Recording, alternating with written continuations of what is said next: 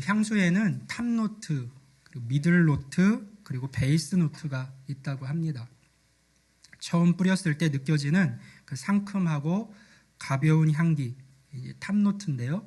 시간이 지나면서 또 점차 안정되고 풍성한 중심 향기, 미들노트로 변하게 됩니다.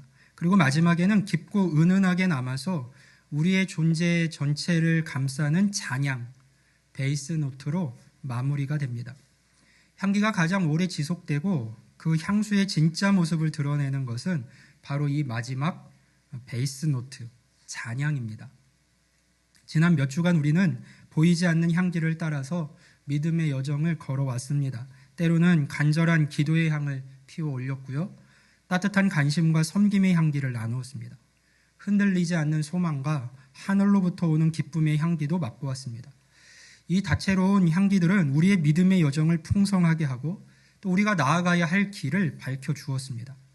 하지만 이 모든 아름다운 향기가 시작되고 마침내 하나로 모이는 단 하나의 근원, 마치 모든 향수의 마지막 잔향처럼 우리의 가장 깊은 곳에 남아서 우리를 그리스도인 되게 하는 가장 바탕이 되는 향기가 있습니다. 그것은 바로 사랑의 향이에요.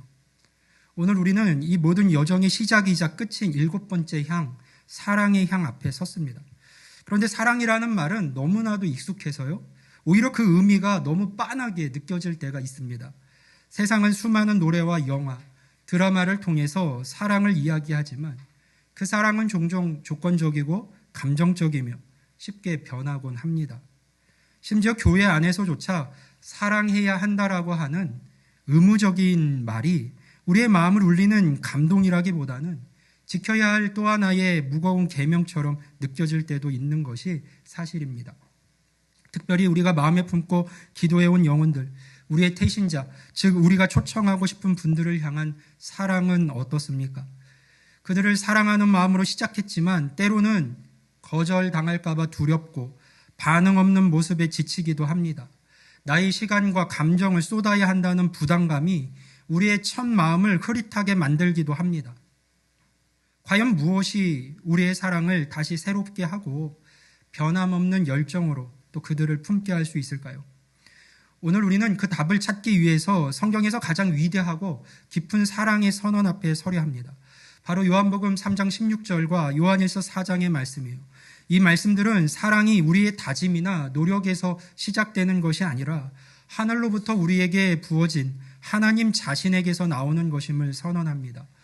오늘 이 시간 모든 인간적인 계산과 조건을 넘어서 우리를 먼저 찾아오신 그 하나님의 놀라운 사랑 속으로 깊이 들어가서 그 사랑이 어떻게 우리의 존재를 변화시키고 세상을 향한 우리의 발걸음을 이끄는지를 같이 발견해 보려 합니다.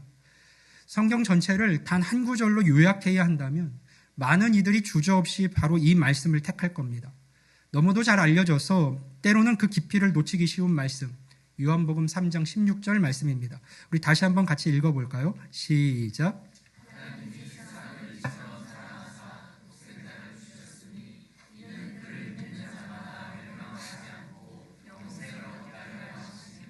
아멘. 이 구절은 밤에 예수님을 찾아온 니고데모와의 대화 속에서 등장을 합니다. 다시 태어나는 것의 비밀에 대해 질문하는 한 경건한 율법학자에게 예수님은 구원의 근원이 인간의 노력이 아닌 하늘로부터 시작된 하나님의 놀라운 사랑에 있음을 선포하십니다. 이 한 구절 안에는 복음의 모든 것이 담겨 있습니다. 사랑의 주체, 사랑의 대상, 사랑의 방식, 그 증거, 목적, 그리고 결과까지 모든 것이 이 한 문장 안에 들어 있습니다. 먼저 이 위대한 사랑의 주체는 하나님이십니다. 사랑은 세상에서 시작된 것이 아니에요. 인간의 마음에서 만들어낸 것도 아닙니다. 사랑의 근원은 창조주 하나님 자신입니다. 이것은 앞으로 우리가 요한일서에서 더 깊이 살펴보겠지만 모든 참된 사랑의 시작점은 바로 하나님이시다라는 사실을 우리는 먼저 기억해야 합니다. 다음으로 그 사랑의 대상은 놀랍게도요, 세상입니다. 코스모스라고 불리는 그 세상이요. 여기서 세상은 단순히 아름다운 자연이나 우주를 의미하지 않습니다. 요한복음에서 세상은 종종 하나님을 거부하고 어둠에 속해 있으며 스스로의 죄악 가운데 하나님과 멀어진 사람들 전체를 가리킵니다. 하나님은요, 사랑스러워서 사랑한 것이 아닙니다. 또 이후에 교회만 따로 떼어서 사랑하신 것도 아니에요. 교회 밖에 있는, 아직 하나님을 알지 못하고 심지어 하나님을 외면하고 있는 바로 그 세상을 사랑하셨습니다. 우리도 그 세상에 속해 있었던 자들이고, 이제는 우리가 마음에 품은 그분들이 바로 이 세상에 여전히 속해 있죠. 때로는 마음이 굳어 보이고, 때로는 무관심해 보이고, 때로는 우리의 가치관과 너무나 달라 보이는 그들을 하나님은 사랑하셨습니다. 이것이 우리가 어떤 영혼도 포기할 수 없는 이유입니다. 하나님이 세상을 어떻게 사랑하셨습니까? 이처럼 사랑하셨다고 성경은 말씀합니다. 이처럼. 이 한 단어 안에서 우리는 하나님의 사랑의 무한한 깊이와 넓이, 그리고 그 방식을 봅니다. 이처럼은 단순히 매우 많이라는 정도를 넘어서는 말입니다. 그것은 인간의 언어로는 도저히 설명할 수 없는, 그야말로 하나님만이 하실 수 있는 방식으로 사랑을 하셨다는 의미입니다. 그것이 도대체 얼마만큼의 사랑인 걸까요? 바로 이어지는 구절이 그 이처럼의 내용을 설명하고 있죠. 독생자를 주셨으니. 이것이 이처럼 사랑하신 증거입니다. 사랑은 그냥 감동적인 느낌이나 말이 아니에요. 사랑은 행동이고 가장 귀한 것을 내어주는 희생입니다. 하나님께서는 우리를 위해 천사를 보내신 것이 아니에요. 단순히 선지자를 보내신 것으로 끝낸 것도 아닙니다. 하나님은 당신에게 하나밖에 없는 아들, 하나님 자신과 같으신 영광의 아들 예수 그리스도를 우리에게 주셨습니다. 그냥 잠시 빌려주신 것이 아니라 십자가의 죽음에 내어주시기까지 완전히 내어주셨습니다. 창조주께서 죄인들을 위해서 자신의 아들을 희생하신 것, 이것이 바로 하나님께서 세상을 이처럼 사랑하신 방식이고, 그 무엇으로도 측량할 수 없는 조건 없는 사랑의 가장 위대한 모습이자 본입니다. 우리가 지난 몇 주간 실천했던 작은 섬김과 나눔은 바로 이 십자가에서 보여주신 하나님의 자신을 비우고 내어주신 그 사랑을 아주 희미하게나마 반영하는 것이었어요. 왜 하나님은 이토록 엄청난 희생을 감수하셨던 걸까요? 그 목적이 분명합니다. 이는 왜냐하면 그를 믿는 자마다 멸망하지 않고 영생을 얻게 하려 하심이라. 아멘. 하나님의 사랑은 우리를 그냥 지켜만 보시는 사랑이 아닙니다. 내버려 두시는 상황이 아니에요. 그것은 우리를 멸망이라는 비참한 운명에서 건져내서 영생이라는 영원하고 풍성한 생명으로 옮기려는 적극적이고 간절한 사랑입니다. 하나님은 우리가 죄의 결과로 마땅히 받아야 할 영원한 죽음에서 벗어나서 하나님과 함께 영원히 교제하며 살아가는 참된 생명을 누리기를 간절히 원하셨던 것이죠. 사랑하는 성도 여러분, 이것이 바로 우리가 전해야 할 복음의 핵심입니다.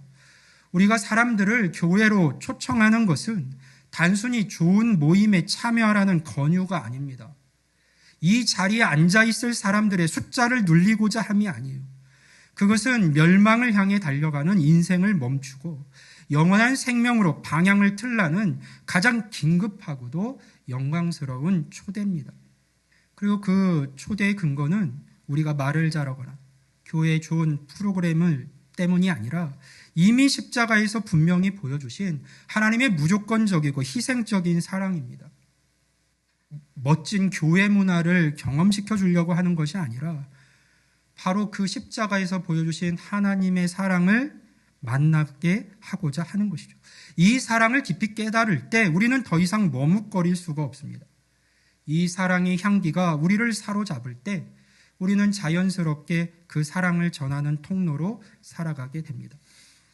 요한복음 3장 16절이 세상을 향한 하나님의 사랑의 선포라면요, 사도 요한은 그가 노년에 쓴 편지인 요한일서에서 그 사랑의 본질과 그것이 우리의 삶 속에서 어떻게 흘러나올 수 있는지를 마치 마지막 부탁처럼 더욱 깊고 간절하게 조명을 합니다. 그는 우리에게 다정하게 그러나 단호하게 명령을 하거든요. 우리 요한일서 4장 7절 말씀을 다시 한번 같이 읽어봅니다. 시작.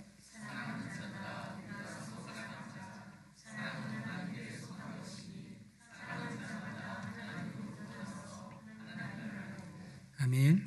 자, 요한도요, 사랑의 근원을 명확하게 밝힙니다. 사랑은 하나님께 속한 겁니다. 이것은 사랑이 우리가 애써서 만들어내는 어떤 감정, 노력 혹은 윤리적인 행동이 아니라는 선언이에요.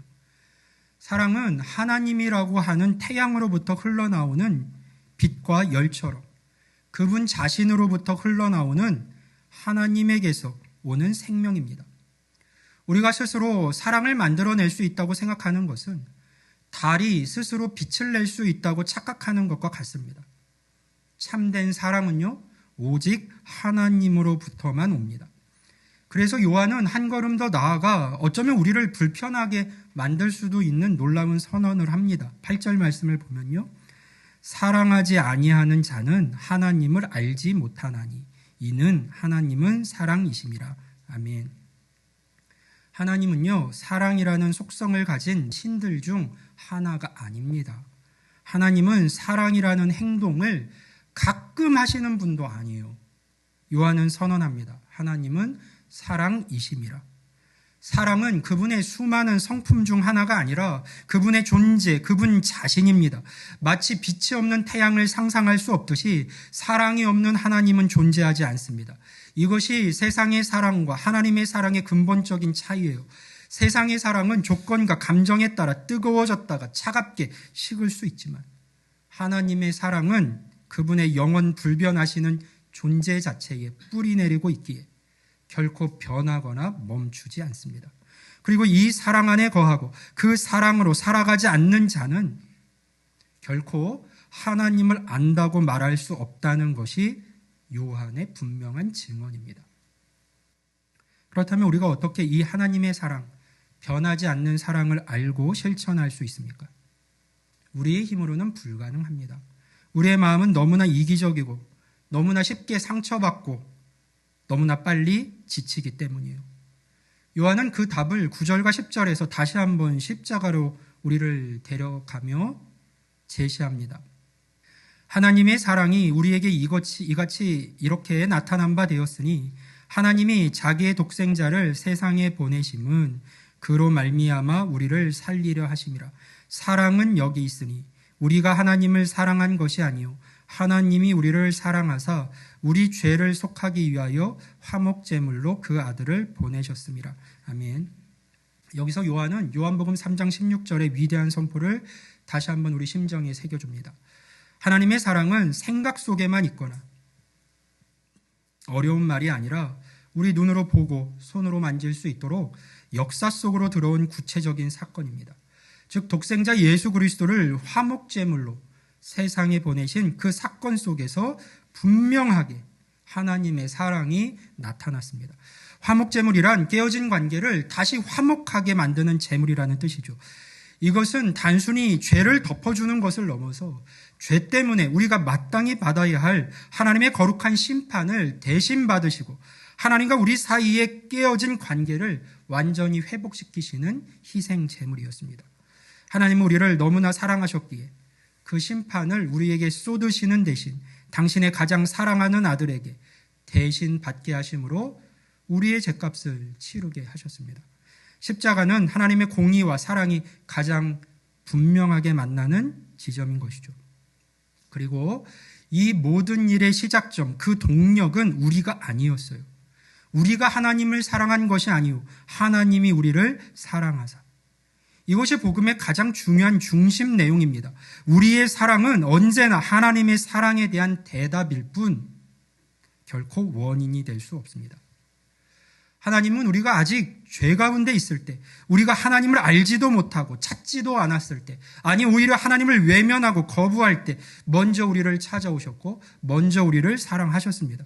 우리의 어떤 자격이나 가능성 혹은 미래의 변화될 모습을 기대하고 시작하신 조건이 달린 사랑 아니라 아무런 이유 없이 오직 그분의 선하신 성품에 따른 오직 은혜로 베푸신 선택이었습니다. 이 먼저 찾아오신 사랑, 자격 없는 자에게 값없이 부어주신 사랑을 깊이 경험하고 깨닫는 것이 바로 우리가 다른 사람을, 특히 아직 하나님을 알지 못하고 심지어 우리에게 상처를 주는 이들을 사랑할 수 있는 유일한 힘의 근원이 됩니다. 내 사랑이 아니라 그분의 사랑이 우리 심령 가운데 쏟아 부어질 때 그 사랑이 넘쳐서 이웃에게도 흐르게 되는 것이죠.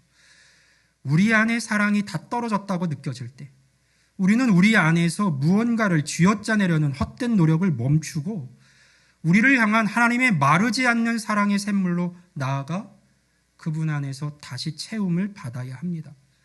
그래서 요한은 11절에서 너무도 자연스럽고도 강력한 결론, 우리의 삶을 향한 분명한 명령으로 이어집니다. 같이 한번 읽어볼까요? 요한일서 4장 11절 말씀 시작.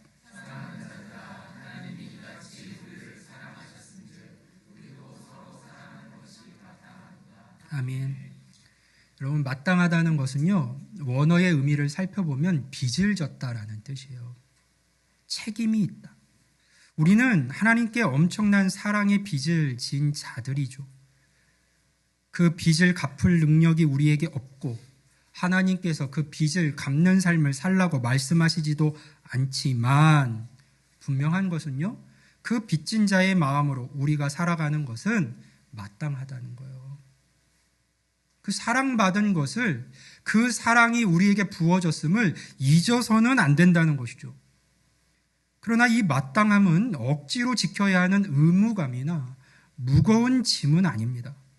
그것은 우리가 받은 그 놀랍고 분에 넘치는 사랑에 대한 자연스러운 감사의 반응이고 넘치는 감격의 표현이에요. 너무 큰 사랑을 받은 자로서 마치 가득 찬 잔에서 물이 저절로 흘러넘치듯 우리를 향한 하나님의 그 사랑으로 채워진 마음에서는 다른 사람을 향한 사랑, 심지어 원수까지도 품으려는 그 사랑이 자연스럽게 발현되고 흘러나올 수밖에 없는 것이죠. 그리고 이 사랑은 눈에 보이지 않는 하나님을 이 땅에 눈에 보이게 드러내는 유일한 통로가 됩니다. 이 사랑이요. 우리 12절 말씀을 한번 볼까요? 12절 말씀 같이 읽어봅니다. 시작.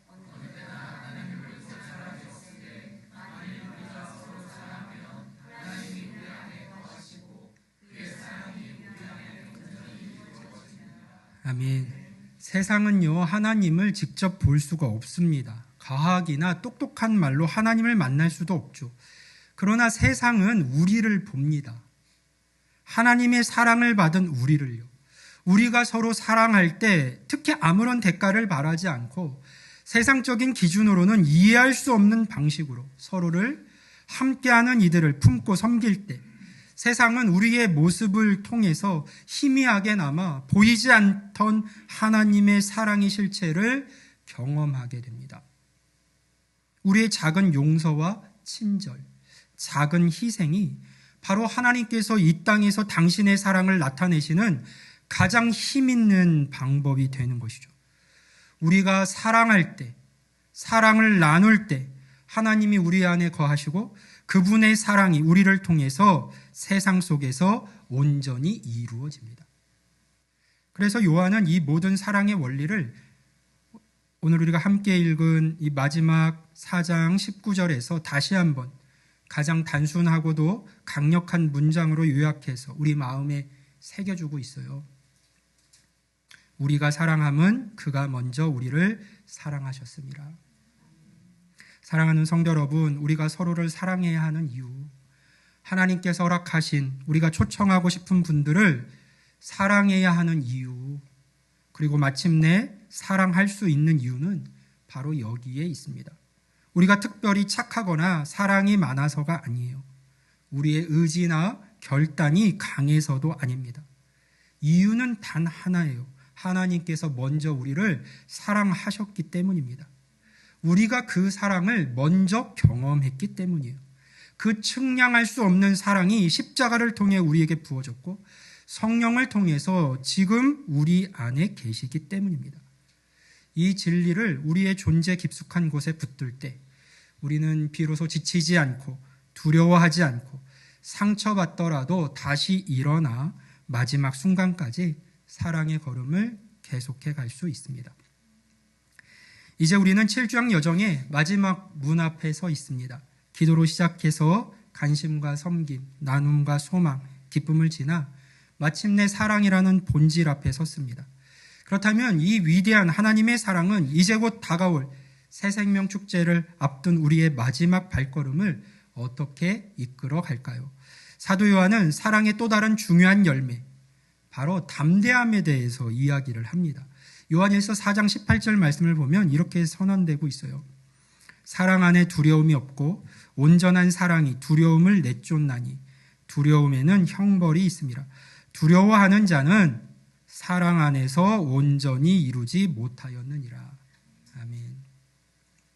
사랑하는 성도 여러분, 우리가 초청하고 싶은 분들을 향해 마지막 초청의 손을 내밀 때 우리 마음속에 남아있는 가장 큰 망설임은 무엇입니까?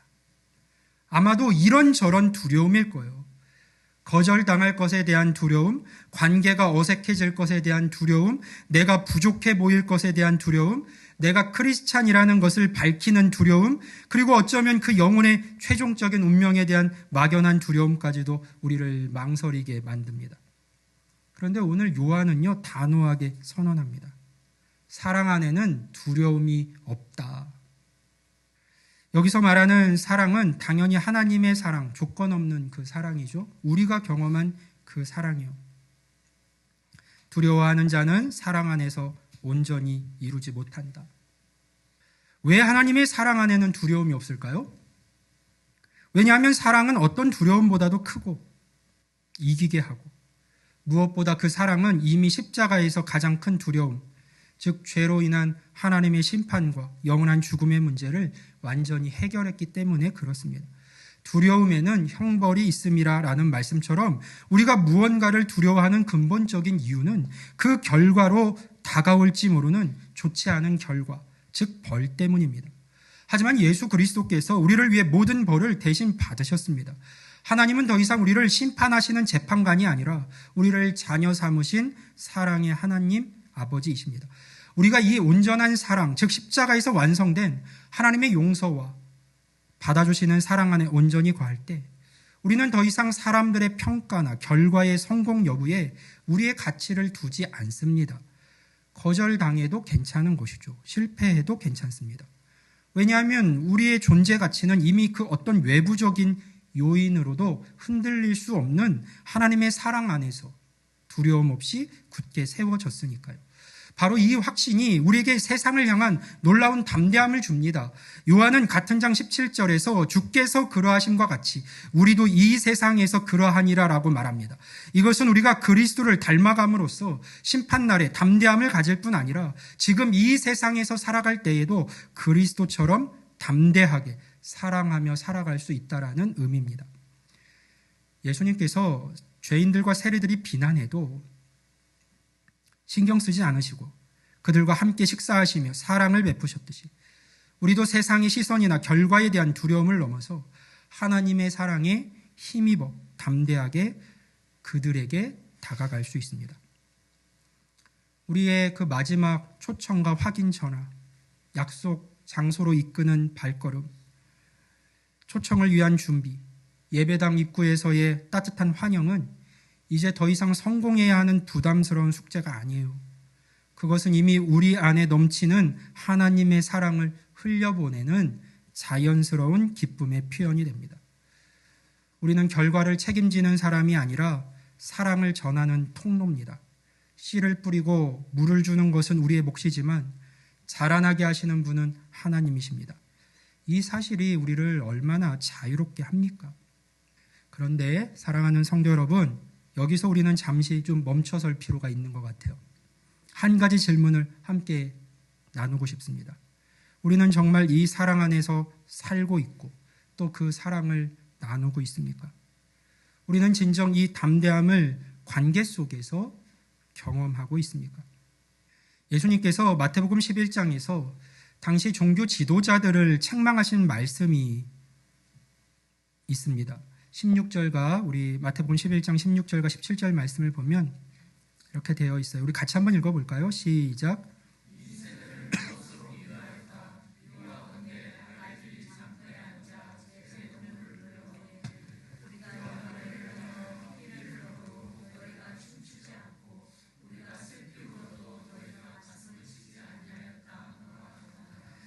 아멘. 이 말씀은 침례 요한과 예수님을 거부한 바리새인들, 율법 교사들을 향한 책망의 말씀입니다. 당시 고대 근동의 아이들은 친구들을 불러서 장터에서 결혼식 놀이나 장례식 놀이를 하곤 했습니다. 피리를 불면 함께 춤추고 슬피 울면 함께 울어야 했습니다. 그것이 같이 노는 것이었어요. 그런데 모두가 구경꾼처럼 서 있으면 어떻게 될까요? 판단만 하고 있으면 어떻게 될까요? 피리를 불고 슬피 우는 것이 의미 없어집니다. 그것은 함께하는 것이 아닌 것이죠. 예수님은 이 비유를 통해서 무엇을 지적하셨습니까? 침례 요한이 금욕적으로 살면서 회개를 외치니까 귀신 들렸다고 비난하고, 예수님이 죄인들과 함께 하시면서 하나님 나라와 복음을 전하셔도 먹기를 탐하는 자라고 비난했던 그들의 닫혀있는 마음을 지적했던 것입니다. 그들은 하나님의 부르심에 아무런 반응이 없었어요. 듣기만 하고 행하지를 않았습니다. 참여하지 않은 것이죠. 구경꾼이었습니다. 저는 오늘 이 경고의 말씀이 2000년이 지난 지금 우리에게도 들려지기를 원합니다. 우리는 지난 몇 주간 무엇을 했습니까? 한 영혼을 구원하기 위해서 기도에 대한 말씀을 전했습니다. 관심에 대한 말씀을 전했습니다. 섬김과 나눔과 소망과 기쁨, 그리고 오늘 사랑에 관한 말씀을 나눕니다. 교회는 피리를 불었어요. 말씀의 잔치로 초청을 했습니다. 함께 춤추자, 함께 기뻐하자, 함께 영혼을 품자고 외쳤습니다. 그런데 여러분, 지난 시간을 돌아봅시다. 들려지는 말씀에 얼마나 반응을 해오셨습니까? 얼마나 이 복된 걸음에 함께하고 계십니까? 여러분을 비난하려고 하는 게 아닙니다. 다들 애써오신 것을 알아요. 오히려 기쁨으로 함께 잔치에 참여하기 위함입니다. 혹 지금껏 장터에 앉아 구경만 하는 아이들처럼 말씀을 듣고 고개만 끄덕이는 구경꾼이 되어 있지는 않습니까? 우리는 왜 이 자리에 모여 있는 걸까요? 하나님을 예배하고 그분의 은혜 안에 거하며 그분의 말씀 앞에 다시 서기 위함입니다. 하지만 듣고 행하지 않는다면, 아니 듣고도 행할 마음이 없이 앉아 있다면 이 예배가 하나님에게나 우리에게나 무슨 의미가 있을까요? 야고보는 이렇게 경고를 했습니다. 너희는 말씀을 행하는 자가 되고 듣기만 하여 자신을 속이는 사람이 되지 말라. 사랑하는 성도 여러분, 하나님께서 우리에게 해야 할 일이 있다는 것을 분명히 말씀을 하십니다. 하나님께서 자라나게 하시고 열매를 맺게 하실 겁니다. 그것은 확실합니다. 그러나 그 전에 우리가 씨를 뿌려야 하지 않겠습니까? 물을 주어야 하지 않겠습니까? 관심을 가지고 예배의 자리로 초청해야 하지 않겠습니까? 아무것도 하지 않으면 아무 일도 일어나지 않습니다. 보혜사 성령님은 돕는 분이시지만 우리를 대신해서 일하시는 분은 아닙니다. 하나님의 구원을 기대하며 그분들을 마음에 품었다면, 온 교회가 그들을 위해서 기도해 왔다면 마땅히 와 보라고 우리의 입을, 내 입을 열어야 하지 않겠습니까? 없는 대상을 만들어내라는 게 아니에요. 여러분, 이미 이름을 적고 기도하고 있던 그 사람이 있지 않습니까? 하나님께서 여러분의 마음 가운데 품게 하신 보게 하신 그 사람이 있지 않습니까? 그렇다면 이번 주가 바로 그때입니다. 더 이상은 시간이 없어요. 사랑 안에서 용기를 내어 그 사람에게 손을 내밀어야 할 때입니다. 초청장을 건네보십시오. 연락을 해보십시오. 이번 주 우리 교회에 특별한 잔치가 있는데 당신과 함께하고 싶어요 라고 말해보십시오. 하나님께서 준비하신 그 일을 보게 될 겁니다. 새생명 축제는 구원의 축제입니다. 새생명의 열매가 맺히는 기쁨의 날입니다. 하나님께서 우리 교회에 허락하신 은혜의 날입니다. 하나님께서 기뻐하시는 날인 만큼 마귀의 방해도 크리라 생각을 합니다. 어떻게든 우리의 마음을 쉽게 만들 거예요. 깨어 기도하며 믿음으로 이겨야 합니다. 이 날을 우리가 그냥 보내서는 안 되는 것이죠. 생각해 보세요. 그토록 가족의 구원을 위해, 마음에 품은 이들의 구원을 위해 바라고 또 바라왔는데 정작 그 기회가 왔을 때 아무 일도 하지 않고 지나가 버린다면 얼마나 안타까운 일입니까? 언제 또 이런 주님과의 만남의 기회가 올 수 있을까요? 과연 언제 또 그들이 복음을 들을 기회를 얻게 될까요? 마땅히 그를 하나님 앞에 서게 하기 위해 내가 기꺼이 수고하고 방법을 찾고 지혜를 구하며 최선을 다해야 하지 않겠습니까? 바로 그 행동이 영혼을 향한 우리의 사랑을 참된 것으로 보여주지 않겠습니까? 그 사랑의 노력이 비로소 우리가 하나님을 아는 자들임을 증거하지 않겠습니까? 누가복음 14장에 보면 큰 잔치 비유가 있어요. 어떤 사람이 큰 잔치를 열고 사람들을 청합니다. 잔치할 시간이 되었을 때 사람들에게 종들을 보내서 준비가 다 되었으니 이제 오십시오라고 알립니다. 그런데 어떤 사람은 밭을 사서 나가봐야 한다고 말하고, 어떤 사람은 소 5겨리를 사서 시험하러 가야 된다고 말하고, 어떤 사람은 장가 들어서 갈 수가 없다고 말합니다. 그 말을 들은 주인은 노하여 당장 가서 동네 길과 골목을 다니면서 가난한 사람, 걷지 못하는 사람, 보지 못하는 사람, 다리를 저는 사람을 데려오라고 명합니다. 종들이 명대로 행한 후에 그래도 자리가 남는다고 하니까 주인은 길과 산울타리가로 나가서라도 사람을 강권하여 데려다가 내 집을 채우라고 말합니다. 주인은 포기하지를 않아요. 이 자리를 채우라고 명령합니다. 그게 잔치를 연 하나님의 마음입니다. 우리가 처음 마음에 품고 초청한 이들이 어쩌면 진작에 여러분이 초청했음에도 불구하고 참여할 수 없다고 말을 전해서 이미 포기하실 수도 있어요. 그러나 다른 이들이 있지 않습니까? 이 잔치에 참여할 자를 찾는 것이 우리의 역할입니다. 사랑하는 성도 여러분, 바라기는 우리 모두가 함께 춤추고 함께 울 수 있었으면 좋겠습니다. 구경꾼이 되지 않았으면 좋겠어요. 방관자가 아니라 참여자가 되었으면 좋겠습니다. 그래서 함께 하나님의 기쁨에 참여할 수 있었으면 좋겠습니다. 다음 주에 꼭 누가 와야 된다는 거 아니에요. 같이 그날을 준비해 가자는 이야기입니다. 기회를 놓치지 말자는 이야기예요. 시도했다면 그것으로 충분합니다. 내가 이 잔치에 참여했으니 말이에요. 초청했으나 이번에 함께 할 수 없을 수 있어요. 그렇다고 해서 우리의 기쁨이 줄어들진 않습니다. 누군가는 올 테니까요. 함께 즐거워하면 됩니다. 다음 주에 절대 빠지지 마시고 꼭 그 기쁨의 잔치에 함께 할 수 있기를 바랍니다. 같이 춤출 수 있기를 바라요. 주차 봉사로, 안내로, 따뜻한 미소로 처음 오는 영혼들을 섬겨주십시오. 그것이 주님께서 기뻐하시는 일입니다. 그것이 바로 우리가 먼저 받은 하나님의 사랑을 나누는 아름다운 통로가 되는 길이에요. 이제 7주양의 긴 여정이 마무리됩니다. 7가지 다른 이름의 향기를 따라 걸어왔지만 우리는 결국 모든 향기가 시작되고 완성되는 단 하나의 근원, 바로 하나님의 사랑 앞에 섰습니다. 마치 아름다운 향수의 마지막 잔향처럼 이 사랑의 향기가 우리의 존재 깊숙한 곳에 남아 우리를 그리스도인으로 살아가게 합니다. 오늘 우리는 요한복음 3장 16절을 통해 세상을 향한 하나님의 뜨거운 심장 소리를 들었습니다.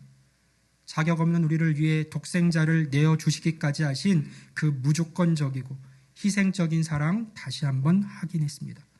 또한 요한일서 4장을 통해서 그 사랑이 우리의 사랑의 유일한 근원이 되고 우리가 서로 사랑할 때 비로소 세상이 보이지 않는 하나님을 볼 수 있게 된다는 놀라운 진리도 깨달았습니다. 그리고 마침내 그 온전한 사랑 안에 거할 때 우리는 모든 두려움을 이기고 용기 있게 세상을 향해 나아갈 수 있음도 배웠습니다. 이제 남은 것이 무엇입니까? 우리 안에 부어진 이 사랑의 향기를 품고 삶의 자리로 돌아가는 겁니다. 7주양의 마지막 과제들이 남아있죠. 우리가 초청할 이에게 보내는 마지막 격려의 소식들, 메시지, 새생명 축제 당일 그들의 손을 잡고 이끄는 동행, 그리고 교회 문 앞에서 그들을 맞이하는 따뜻한 환영입니다. 이 모든 행동들이 더 이상 부담스러운 의무나 성공해야 할 숙제가 되지 않고 우리를 먼저 사랑하신 하나님의 사랑에 대한 작은 응답이고 그 사랑을 흘려보내는 특별한 권리로 받아들여질 수 있기를 바랍니다. 온전한 사랑이 두려움을 내쫓습니다. 다음 주일은 새생명 축제와 함께하는 추수감사주일입니다. 한 영혼이 하나님께로 돌아오는 추수의 기쁨과 함께 지난 한 해의 삶을 은혜로 채우시며 인도해 오신 하나님께 전심으로 감사하는 특별한 사랑의 잔치가 될 수 있기를 주님의 이름으로 간절히 축원합니다. 아멘.